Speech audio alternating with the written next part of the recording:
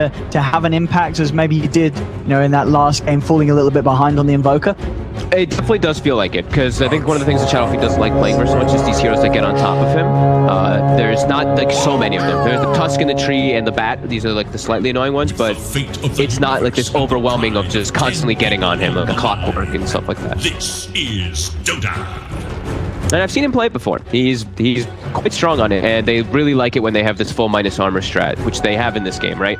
Not only do they have the Snapfire, the little Shredder, -6 armor, Sparta Corrosive Haze, Bugs, Presence of the Dark Lord. There's a lot of things that can kick in, and OG's draft is fairly squishy, so that could be something that really rips them apart.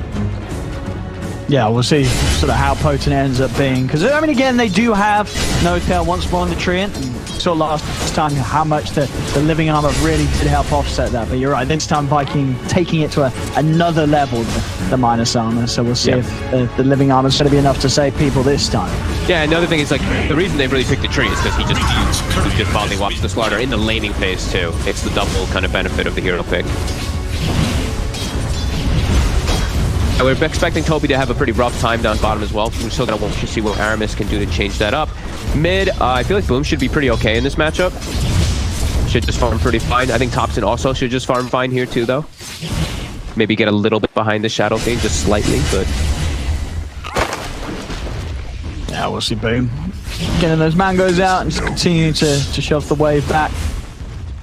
If anything, yeah, just have to rely on the raises. You know, Topson might start getting aggressive on Boom if he's able to catch Boom away from the wave. Yeah. Especially when he starts to go sort of between the lane and between the camp. Be careful for wards around the lane. And then Topson, Shed obviously playing the Weaver. I mean, how do you sort of see Weaver as a carry in this patch and at this moment in Dota? Is this a hero that can really... What does it offer in the position 1? I think he can be fine, yeah. He's super elusive, and when you're playing versus limited lockdown, he can just mess with stuff a lot, and he is playing versus some limited lockdown, so I think he could have a pretty good time. However, also Silencer is very good versus him, because Arcane Curse in the mid-game is horrible. You can't really use Shikuchi to move around inside of the fights. Yeah, that's very true, and then most of the time on a Weaver, right, you don't really get Manta or BKB early. It's all these other items if you're just going for the damage or the Dragon Lance, Hurricane Pike. So yeah, definitely something Shad's going to have to be careful of, and if he does sort of go down the defensive route, maybe more likely to be the Lincolns against that lasso lockdown. We'll see what sort of build he goes for, and in this game as well is, I imagine this time because they don't have a Spectre, Viking, they have to kind of play it a little faster. Are you really going to be happy going late in this game if your Vikings lineup? I would prefer they play fast. I think they still can because of how overwhelming the minus armor really is. Yeah. But I would like them to just play at this fast pace because they have such good control. If they get like 1 or 2 towers, they kill Rosh at such a fast pace. Like, no way OG can contest if they get set up for that Rosh. It's going to die in a matter of seconds. But yeah, Weaver overall, I feel like this hero is a very, just a specific versus what you're against, you pick this hero. Unless you're just you love Weaver. I know like some people like Mason, just loves Weaver, so I'll play in a lot of games, but versus Bat, he has a lot of benefits from his teammates. Shad, there is a sentry up there. Shad actually might be getting caught top. I think he's dead. With this flame break, they've got him. Good control here between Seb and Saxa. We saw Saxa just absolutely totally on it last game as the Tusk, and here in round 2, he's ready to give it another bit of a showing. Bottom lane, mid 1 does get the kill on Toby. Just live for it, but mid 1 getting that plus in before he goes down. He's more than happy to take that trade. Yep. Huge that they get this kill top, like you said. This is a Weaver pick to address the lane in particular, but because they have this sentry down, Celery actually did not put one down for him to kind of deward it. It catches him off guard. And now we see Toxa, because of this moment of opportunity, he's able to check the top rune for his Arc Warden, who's also going to come contest him. And it'll spawn bottom. Boom, gets lucky. Far between the two of them. Continues to remain pretty even mid. The only one really falling behind right now is down on this bottom lane, but these sort of kills will certainly help out. Getting on top of mid 1. We can't see this combo. That's huge. Oh, it's still on cooldown, isn't he? Yeah, of course, he's got 40 seconds. That lane is no. Yeah, they needed that. I mean, Toby was not getting a lot of CS down in there. 8 and 3. He was really struggling, but that will absolutely open up the lane back up to him probably taking over in lane CS. salvage, for sure. And that's what we're talking about, is this, you know, the cookie. That's the X factor. This is the thing that changes the lane. Sure, it's a range hero, but you've got this gap closing mechanic built in the lane, built in from the hero. Catches them off guard. Hotel's gonna be happy because all this juicy experience, but yeah, that's some rough times for mid one. I mean, already you see sort of the difference. Dota, he's a full level ahead of mid one, level 4.5 compared to the 3.5 of mid one because of this time out of the lane. And with that death, the fact that Notel is down there, he can't move away to get the bounties. So, boom, he's going to have free reign of the bounties here. He's able to pick up the 2 of them for himself. Yeah, and Saksa gets the one room top, but Celery sends that little Wild Wing to kill the secondary one. Saksa making a move bottom. He wants to help mid one. Yeah, it's got to help. Anytime they sort of start getting aggressive here, Toby and Aramis, they've got to have backup. Take mid one, make sure he doesn't go down again. And yeah, Saksa coming in does manage to do exactly that. I actually just want to see Saksa maybe not play so much in that top lane now. Play more on the bottom and mid side, because he can set up kills. Even on mid, Tempest double plus a tag team, easy kill onto that Shadow Fiend. And he can always turn those kills around bottom. Radiant should look to their mid. Meanwhile, top, I think they've already done their job top, right? Like, the Batrider's already gotten more than we expected him to, and he got a kill, so everything's all good for Seb up there. It's gonna sting. That's what I'm talking about. Yeah, just Shad trying to make a move each time that the bugs are available, but even with them, Seb with the early sort of 2 nulls and boots and windlace, he's very sort of tanky in half of these 2 to kill. And when it comes to rotations, Vikings probably not going to really move their heroes around too much. Aramis just having his most potency paired down on this bottom lane. Here's this move toward mid. Boom. He's stepping up to Topson, and Sox is here. See, down under the tower, managed to get the cookie in onto Topson. Boom. Pinning the raises off the mark a little bit as he does not connect onto Topson at all. Lose the 2 of them, but Topson's able to walk away. Did both of those whip? I think both. I think he missed. I did. They looked a little ambitious. They were sort of off to the side. They didn't hit Topson for sure. Yeah. There was definitely 2 raises that did not connect. Aramis, he's going aggressive on the Topson here. Oh, Topson. He's got the backup.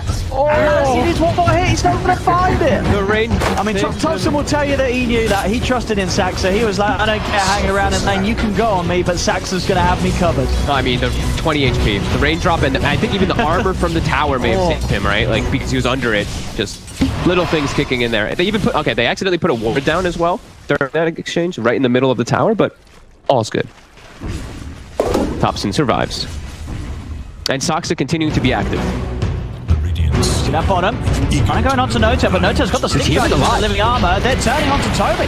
They'll be able to get the kill onto him. Aramis is trying to finish it off, but he's got to run away from mid one.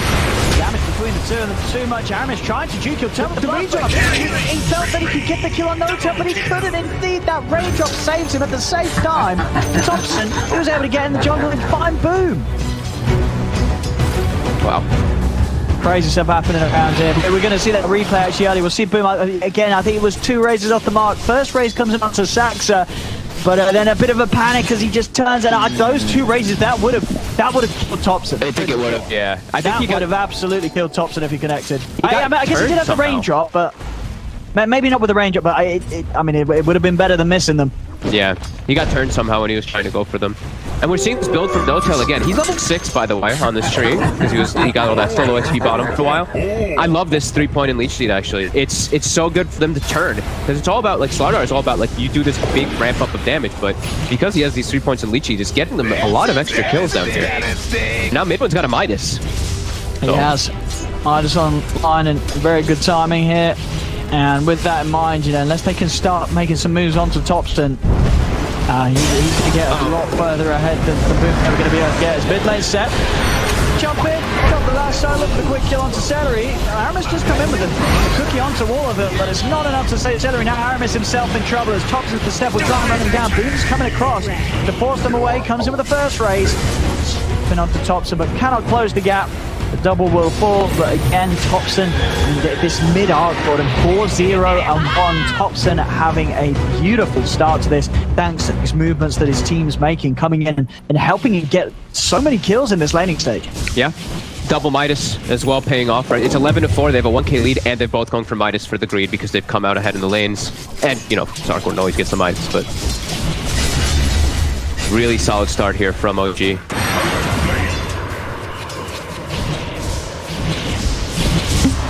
And again, like this game plan from this is really working, right? Like they knew Vikings just gonna open with the Slardar, and now both times around this ranged carry in the safe lane, it's just dominating this Slardar so hard in the laning phase. Like Toby last game, he was able to come back a little bit because he got some kills on an Arc Warden, but this one it's feeling pretty tough for him. He is very shut down, even though he does have this, you know, Snapfire cookie that we were talking about a bit. See the wards from OG, all focused around the mid area, all focused around watching where Boom makes movements. These two wards being able to watch wherever the Shadow Fiend is jungling or doing anything. Yeah, for Viking, but where is the easiest opportunity to make a move? Who are you trying to play around? Oh, Boom actually has to full drop a defensive Requiem to push Topson away. Yeah, I mean, Topson has just been so insistent with the way that he's just, you know, going beyond this tier 1 tower and starting to poke his head into the jungle. He's just not leaving Boom any sort of space to back away. You know, Boom said, all right, you know, let me have some peace, I'll leave the lane. But he's just on top of him, and bottom lane, Silence comes out, they're able to turn onto Toby again. Or in for mid one, building up in this lane.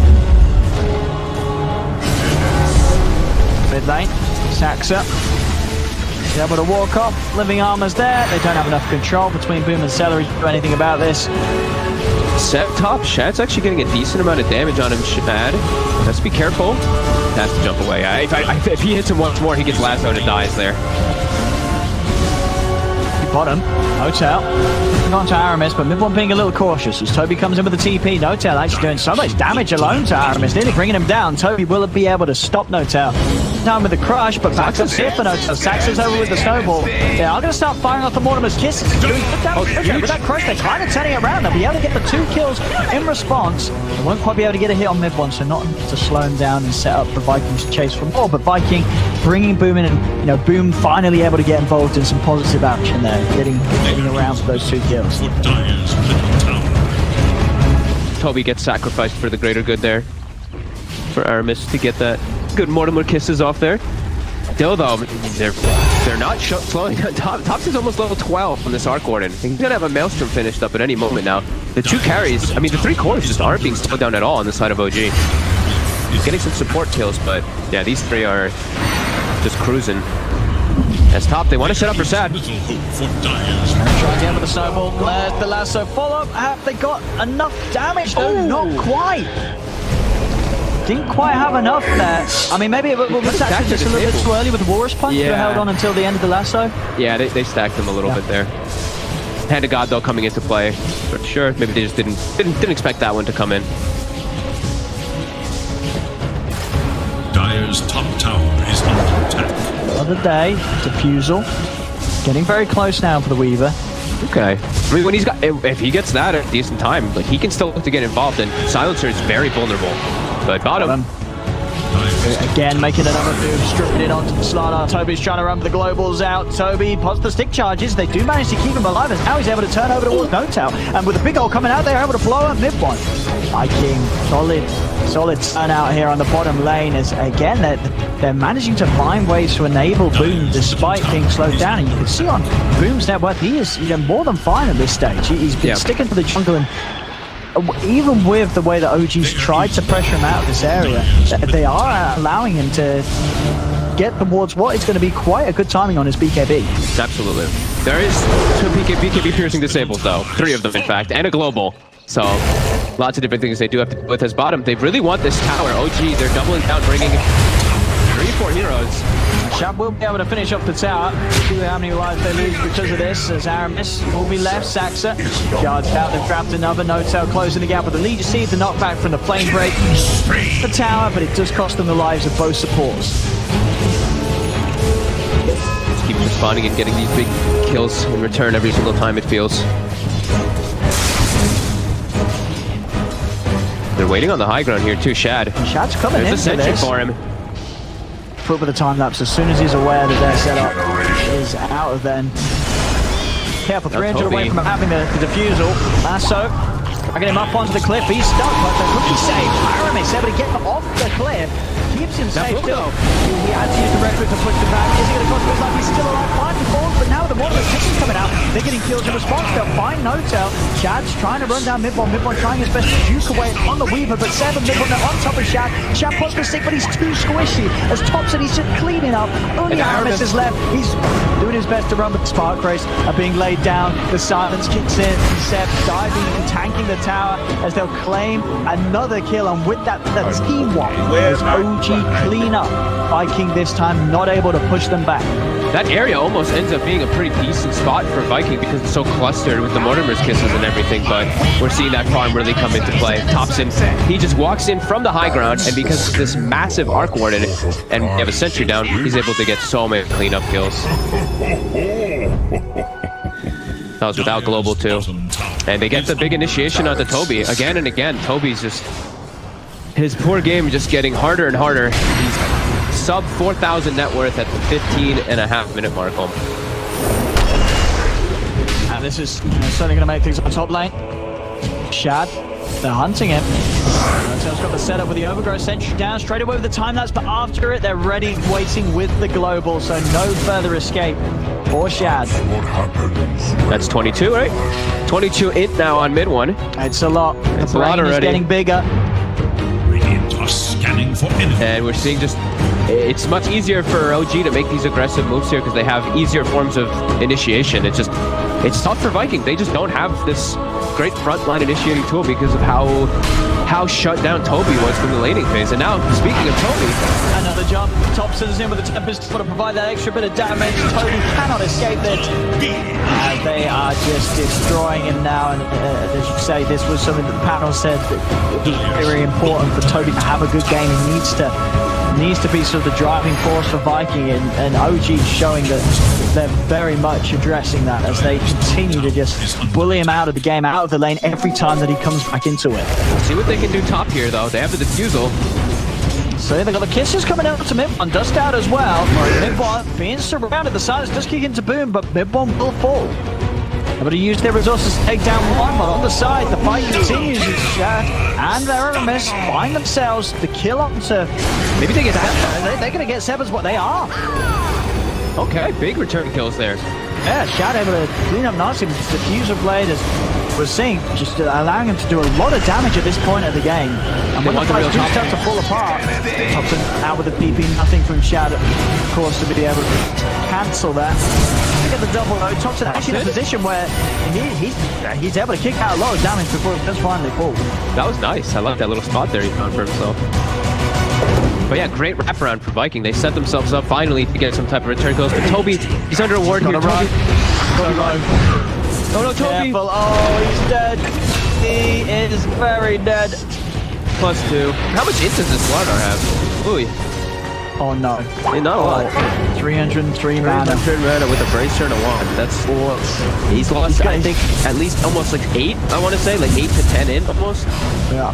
Time to invest in mangoes, boys and girls, if you're at home. They're going to be heavily invested in by Toby this game. Going to need all the bursts of mana as Topson, again, just... the map's it's not a nice place to play against this Arc Warden right now. Too bad. Arc Warden and Batrider with such early bots, they just constant threats all over the map. Even bots on Silencer. It's the global pressure from OG that they're setting up this game. Dire's top tower is no more. Now mid-one seeping out towards the mid. 7 stacks are on the lead. Boom's going to get jump lasso dragged into the as Boom taken out. And it's just the way that OG can make these moves right. They've got these perfect heroes to just anytime anyone comes anywhere close to a tier 1 tower, shows in the lane, OG's lineup jumped, and it's going to get the kill pretty much every time. Yeah, and they'll always have at least 3 heroes because of those bots, right? They triple bots to be able to join the fight. Toby, does he have a blink yet? Boom. Toby still doesn't even have a blink to get into the fight. Fightback did spook them enough to back off, but it isn't going to be OG playing passive. They'll leave Roshan and try for a smoke wraparound. They know that Viking GG are going to be held over on this side, prepared to jump into the pit when they see OG going for it. OG wants to catch them beforehand. On Topson. He's already hitting hard. Scanning for enemies. And we saw mid-one get pretty fun on the Arc Warden last game. Topson's seen it as a challenge to try and outdo it. All the shards. BKB ready to pop with the field threat, and he's just going to use it. No-Tail holds him back though through the BKB with the overgrowth.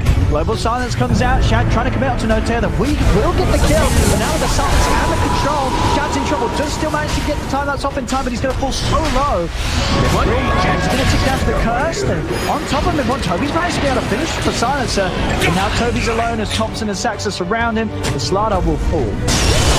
Jump ball from Seb. He's got the lasso. He's managed to catch up. Boom as Boom drags back over. Can Viking do anything to save him? They cannot. Boom's out of the game for 70. Now we'll give them a solid amount of time to step into the pit themselves. OG without any warrior Viking being able to put any sort of fight together. Shad really needing that BKB. As we can see, he's just going to time lapse out and run away every single time. Still too squishy, too vulnerable as this carry Weaver.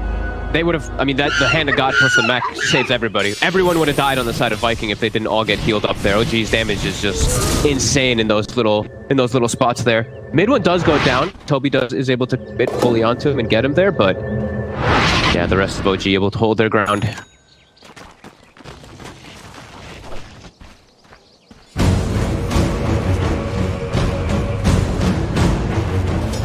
King.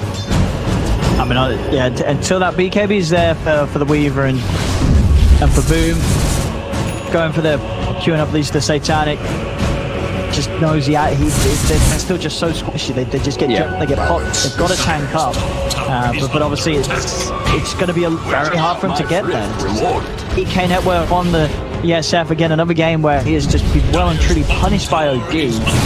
It's a long time until he's gonna have his next time. It's just so hard for him. Like, you even saw in that fight how he's walking into the fight, and people might be looking, they're like, why isn't he BKBing? Because he's playing versus like triple or more BKB disables through him. So he gets clapped by Roche. He's at half HP before the fight starts. Should have hit BKBs, instantly rooted. So it's just a tough game for Boom really to get into focus fire any targets because of that. Bottom tower has fallen. As they will smoke, it is a Dragon Lance at least finished up on the Weaver, plus his Mithril Hammer. Looking to try to catch OG off guard here. And I think it's Toby's Blink Dagger that's really causing him to... Yeah, Toby's Blink is the one that's causing him to lead this full charge here. Big jump. Dire's middle tower is under attack. Yeah, they've also got to sort of hope that whoever they jump is not with backup. You do have a lot of counter plays and they're just finding Boom anytime Boom is trying to push out low, and they're just always there. They just always know where he's going to be, and they're able to jump him.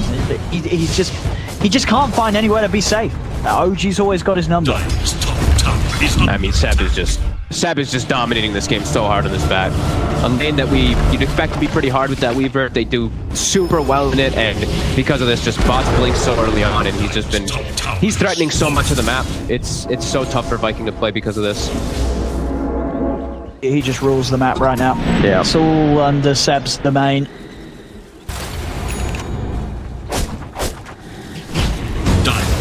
10,000 gold. Now another form of initiation too. A Blink Dagger finished up for Saxa, so some save as well as aggression that he can do with it. As they're going to move from tower to tower. Yeah, with this Aegis, they're unstoppable. Topson with an MKB and the Mjolnir now. Almost level 3 at the 23-minute mark. This is an insane farm. 11-0-5. Flawless performance from Topson.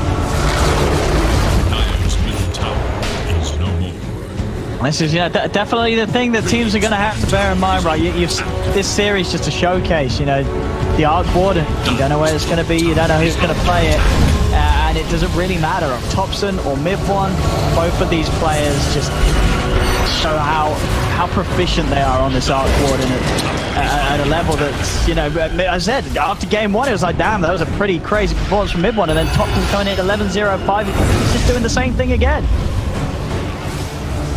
Yeah, I mean, they definitely came doing their homework today versus the Vikings, versus the Slardar first pick.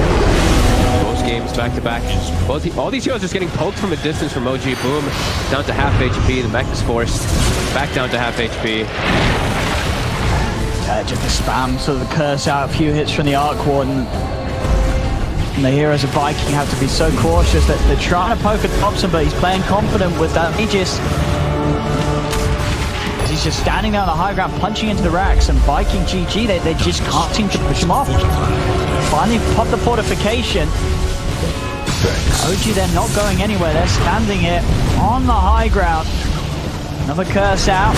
Again with the bubble shot. Goes trying to get in to get the double, but he's got very close to them. Time-lapse used to get out to the side. Seb, he found the jump onto Aramis. Bring him back. Global silence is out. The BKB's there, but he get the overgrowth straight away after the BKB. Pops down the SF. Shad's got to get out of there. Aramis is going to fall. As they just cannot fight OG. They don't have the heroes or the items. OG are just too far ahead.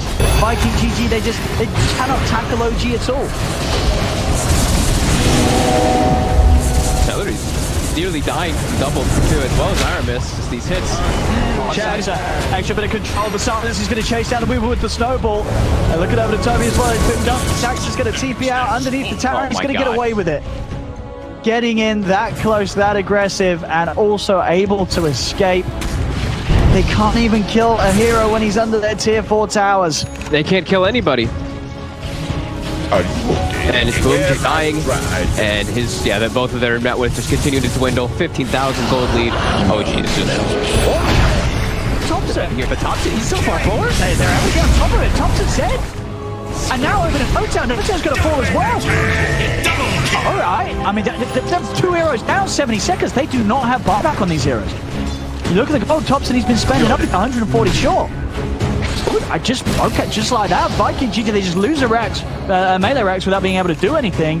And then they just catch sort of Topson and Notal kind of taking a bit of a snooze as they casually walked away from the base. Viking, they pounce on them and they kill him. What was he? Was he looking for a kill? Because they had left there like 40 seconds ago or something. I think he was just farming the creeps. He was chilling. He was just relaxed. He got caught off guard. You know, right. I have to be careful for 30 seconds. What Viking can do with this. Another dwarf stacks are in the trees. Dust comes out. Shad's been caught. BKB's there in time before the lasso. He's still locked in position. With the BKB up, there's no follow-up damage to kill off Shad. Flash there onto Taxa. They find the killer. Shad's continuing to chase for more. Mid-one's able to force up to the high ground. Curse out the 2 of them. Shad. Nice Time-lapse is out for Toby. Down a little too deep. Can they save him? They cannot. Mid-one's got the damage to kill him off. Shad goes back in overboard Seb. Seb's too speedy though for Shad to stay on top of as he's away. Mid-one's been left behind though in the mid lane. The Dust is out. Put the global silence, but Mid-one, he cannot stand his ground against this damage as Viking GG. They kill the silencer. Notel's coming in with the TP set. Jump forward once again. Boom. With a BKB Requiem pushing Notel off to the side. They've got the vision as well. Notel falls. That's going to be a dead Notel for 45. Topson's back in the game. Trying to kill. This time it's Viking getting out. Boom's able to TP out under the noses. Celery will be left behind. But Viking, I mean, they showed us how they can sort of punch back when they are down in game 1. And here in game 2, when it's looking even harder, you know, they're still down 12k and down a melee racks. They're still able to find this fight that does not look bad at all for Viking. Yeah, just relentlessly chasing past the tower, getting that warden sentry down, able to chase because they know that heroes on OG just weren't back. Yeah, and then OG, Notel blinks in and gives away his life too to stop, or to what? I think root the BKBs, then keep them there for a moment longer. Yeah, Viking getting themselves much needed kills. They certainly need a whole lot more of this if they're to swing this one around. Sure do. Shad, though, is in a little bit more of a comfortable form. As we did see that with the BKB usage earlier, but now he's actually, well, he could pick up another item soon. He's got the one component of the MKB if he would like to. So that'll be pretty big for him. Vikings move next as Boom leading the way. Got wars there, but I mean they see each other here. Both teams with the Top's going to be Seb first to jump though. Straight up with the last time. Toby's in with the counterplay, comes in with the crush. Seb, everybody get the yuked off in time. They're able to hit Boom off the cliff. The cookie Boom turns over towards Seb. Seb's going to go down. The living armor from Intel, not enough to save him. Topson's TPing out of here. They're trying to back away. Shad over to the side. He's finding up to 2 of them. Boom gets the second kill. Shad's still alive, has been cursed, still has the BKB and the timelapse to rely on. So everyone and Notel are hunting him, but the rest of Viking could sweep over to try and connect. Shad going back in. Cooch, it does mean that curse is going to last for quite some time, but so not enough to kill him. He picks up the demon edge, he gets out of there. Big last moments, but Topson has now arrived. The neutral item. Aramis is able to get, I think it was what, a fairy fire or something? Greater fairy fire it looked like? Or did he actually miss out on it? No, he got it, I think. But Topson is back into Roche Pit. No Viking did get themselves some nice kills. They're still at a huge deficit in this game. Can't contest it. Yeah, and even more so once this is done with edges and cheese. Immortality. Got it good to go. Topson, huge amounts of damage with this E-Blade MKB build. How we seeing on Boom's MKB? He's nearly there on his own MKB, the Boom, that's Seth. They both do. Weaver and SF are very close to having very similar timings. That's going in. See what he can do. Hotels in the trees already. Silence taking over the side. Topson going with the attempts double. No Toby hit with the overgrowth. They got the grab on the slide out. Toby's out of the game, but he has got buyback. No tail. Slide to the side. He's able to live. BKB pop by Shatter. Shatter starts to back away. Boom with the BKB. Trick a bit with the ult, but straight away the global silence comes in, and now Boom, he's got nothing else to protect himself. Has just got the one charges. Topson trying to chase this with the doubles. The Spark Race getting laid down. Boom and Celery, they've got to juke this out. The focus going to be paired over the way towards the Chen, but Boom, he's dodged the Spark Race. Toby comes in with a crush. He's got the catch on to set. The bubble's going to be laid down. This is a flying over, pushing OG back, but Topson's still able to chain onto Toby. The cookie gets Toby back towards the fountain, and Toby will survive. He's able to get back just in time to the fountain region to keep him alive, but there's 2 dead on Viking GG. OG's got the full squad up, but they clean up the top racks, and now over the Warsmith they go. This is tier 3 in trouble. 30 seconds without Chad and 30 seconds without Celery. Ags on Aramis. Here he comes. Throwing after the SF. Straight in. It's going to work. Over the snuggables. The counter play is there, but it does allow him to kill off Topson and Watch. It kills off the Watch, and now the start of the tour, they can turn. It's Saxa. Topson with his second life jump straight to the side with the blink dagger. Now focusing his fire straight onto Boom. Boom trying to get the raise out. Boom goes down. Boom's going to be back in with the buyback. Topson is chasing, jumping forward with the E-Blade blink build on his double. He gets the kill. Boom, the only man left standing as he's forced back to the fountain. It was a beautiful attempt. It was a beautiful attempt. And it just wasn't enough. Topson even killing off Boom inside of the fountain. Jad's trying to turn things. They are low. Has managed to time lapse mid-one. Will go down. The E-Blade hit not there in time to stop the final right click. And with the second E-Blade, it looks like Shad will die for his efforts. And with all 5 dead, no buybacks, there should be room for OG to close this one up. This GG is cool, and indeed OG will take game 2. This time around with much more of a lead, but once again, Viking GG, you got to give them credit where it's due. These guys, they're fighting despite how far back and far behind they are, and they're still able to pull out the fight sometimes. It's just not enough at the end.